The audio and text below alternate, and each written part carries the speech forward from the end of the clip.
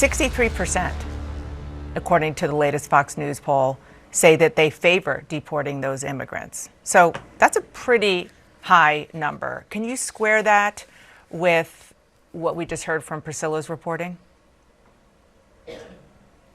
Yeah, I think that obviously the president has kind of blanketed the airwaves with saying that all of these people deported are criminals. And given the fact that we, reporters like Priscilla, we have very limited information to who exactly has been deported. The government has not handed over names. I know CBS got a hold of a list of names, but that hasn't been provided to those who are asking for who was actually deported. Okay, let's just address what she said. They don't have the names. It's not as transparent as they would like it. My question is this: where was that same level of transparency that you guys demand with Joe Biden? What about all the people that came into the country? We didn't have access to that information. What about all the millions of gotaways that entered the country and took extra resources to track them down? We're still trying to figure out who they are. Where was the demand then? That's my only question here. Let's continue. And there is a difference between someone who came into the country illegally versus someone who overstayed their visa. That's not a crime. Versus someone who has no criminal record, no criminal history. Mm-hmm. And based on my reporting, based on clearly Priscilla's reporting, there are some Venezuelan nationals whose family members, whose lawyers say that they were deported who have no criminal record, who have no criminal history, that they legally applied for asylum or were trying to gain status, where some of them were in the middle of proceedings, and then they were deported. Yeah, so once again, this just shows you why CNN, for some reason, they just don't get it, okay? The American people have spoken for good reason. Let's remind ourselves. Taxpayers are spending over $150 billion a year to fund housing, food, and medical care for illegals who entered under Joe Biden's disastrous open border, okay?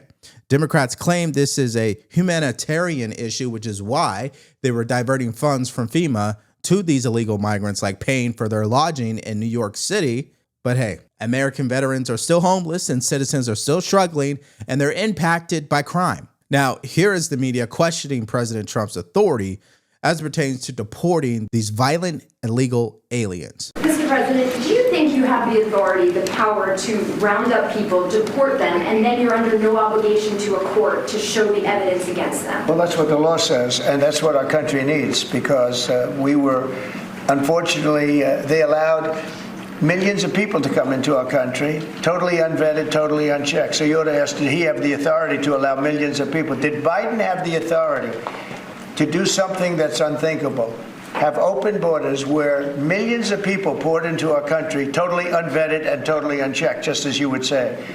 And many of those people were criminals. Many of them were from jails and prisons and mental institutions and gang members and drug dealers and very dangerous people. Many were murderers. When you ask me if we have the authority, did Biden have the authority to allow millions of people to come into our country? Many of these people hardened criminals at the top of the line who have caused tremendous damage in our country. Now, this is a double standard because there were no injunctions as it pertains to Joe Biden when he opened up the border.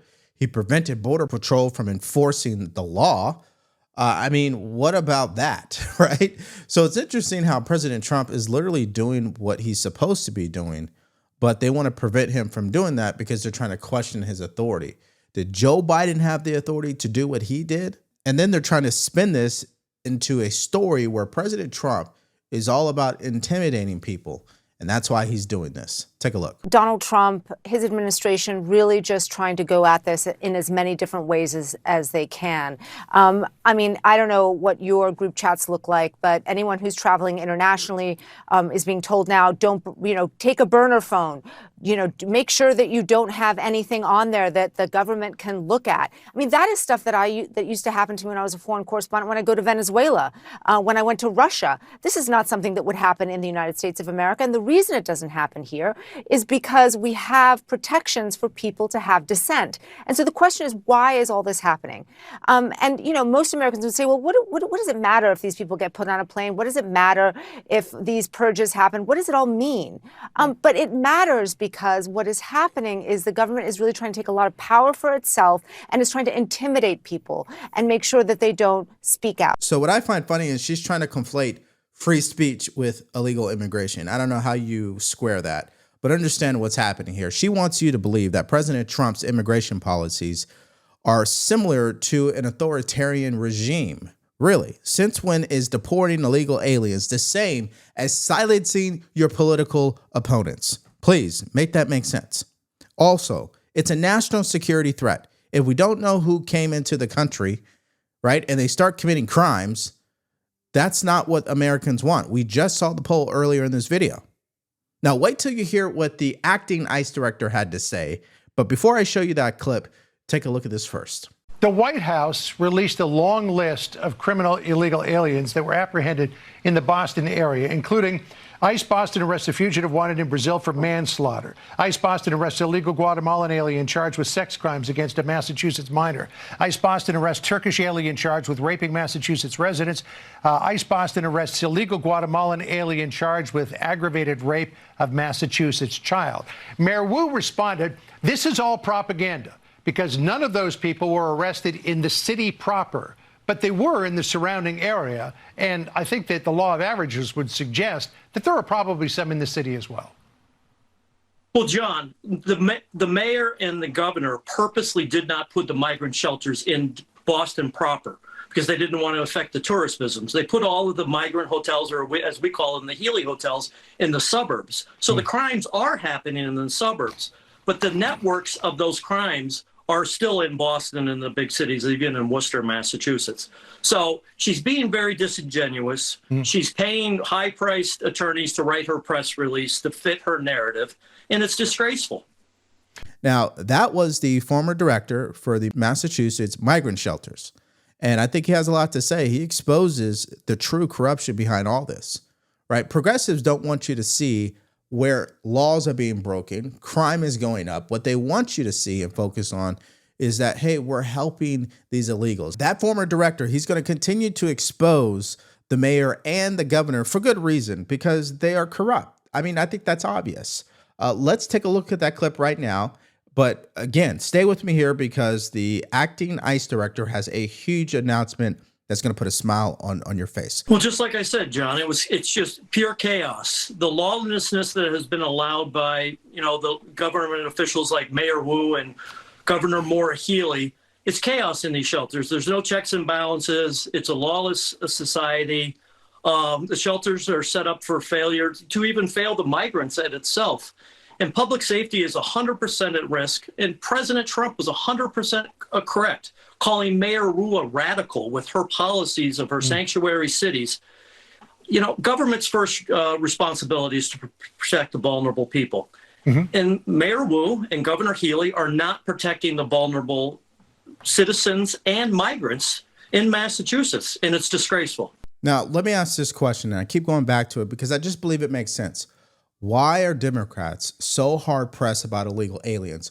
Why have we spent so much money, so much attention to the point where we now have protests on behalf of these illegal aliens? And the big question here is, where's that same level of outrage for our men and women in uniform, for our veterans who put their lives on the line? What about that? I just think it's such a double standard. And I'm not saying people don't care about veterans, but the results tell the story. They are more focused on illegal aliens than they are on veterans. Now, I told you I was going to show you that huge announcement from the acting ICE director. Let's take a look at that now. Since the past 48, on March 15th, the president invoked the Alien Enemies Act, and our officers have risked their lives every day to ensure that we are going after these foreign terrorist networks in our communities. I'm proud to say in the past 48 hours, ICE, along with our local partners and our other fellow federal agencies, have arrested more than 68 TDA gang members, terrorists, in the United States. To date, we've arrested 394 of these terrorists. Our goal is to eradicate TDA from U.S. soil. That right there is a big win for the American people. Let me give you the reality here. According to the Department of Homeland Security, at least 169 people were on the FBI terror watch list that tried to cross the border in 2023. Now think about the people they were not able to catch. So what do we have? The media continuing to use fear and lies in order to manipulate the American people into accepting lawlessness. Now, I want you to stay with me here because I'm going to show you what President Trump said earlier today about all this, and I think you'll appreciate his message. Now, the pushback here from the left is clear. President Trump does not have the authority to just pick people up off the street and deport them out of this country. He also needs to prove that these people are actually a part of the TDA gang and much more. Now, let's hear CNN's rationale and why they believe President Trump has made some missteps here. Take a look. Yeah, Judge Boasberg is not buying that the Alien Enemies Act applies to this situation. And Judge Boasberg, I think, correctly identified a couple flaws. First of all, there has to be an invasion, and it has to be by a foreign government. And Donald Trump, if you look at the proclamation, which maybe he did or didn't sign, tries to sort of put together a very stretched argument that, yes, this was an invasion. Yes, it was somehow tied with the government of Venezuela. But I think the response to all this is, you hear the rhetoric as well. People who are against this want these violent criminals in this country. No, if they committed crimes, they should be prosecuted. If they're here illegally, they can be deported under normal immigration procedures. But instead, they're using this 1798 law. They're stretching the definitions beyond all belief. And that's why the Judge Boasberg today expressed skepticism, as Judge Conviser just did, too. Exactly. Now, people believe you guys want illegal aliens to be in this country who commit crimes because you guys are silent as mice over the past 4 years before Trump came into the White House.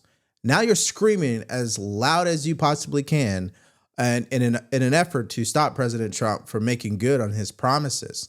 Now, listen, I respect the U.S. Constitution. Ultimately, if the Supreme Court says that President Trump is wrong here, then he's wrong.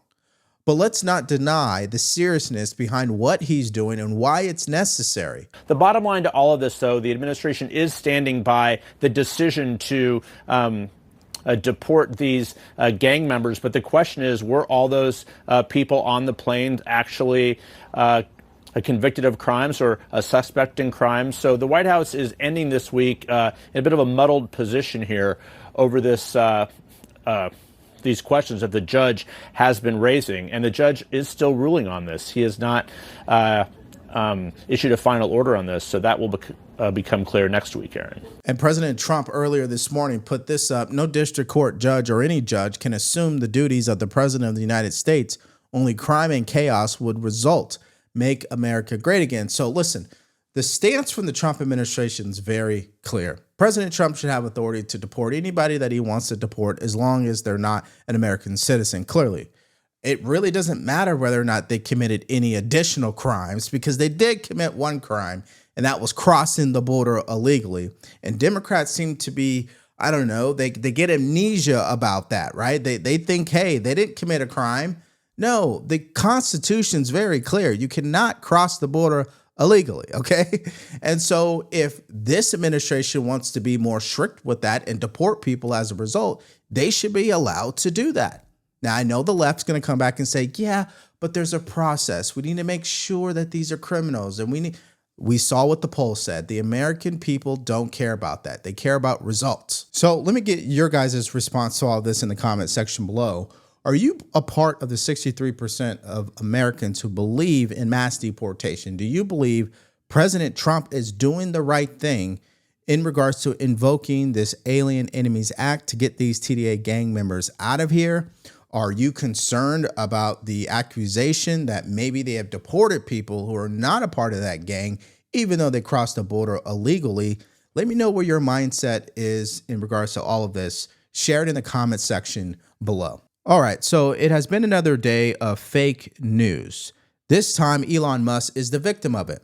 He was accused of going to the Pentagon to learn about the secrets about a potential war with China. This is what the New York Times decided to put up. It has obviously been debunked, but I think you're going to want to hear what the president had to say about it and how we showed you why it is fake news. If you're interested in that video, all you have to do is click on it because it's coming up right now.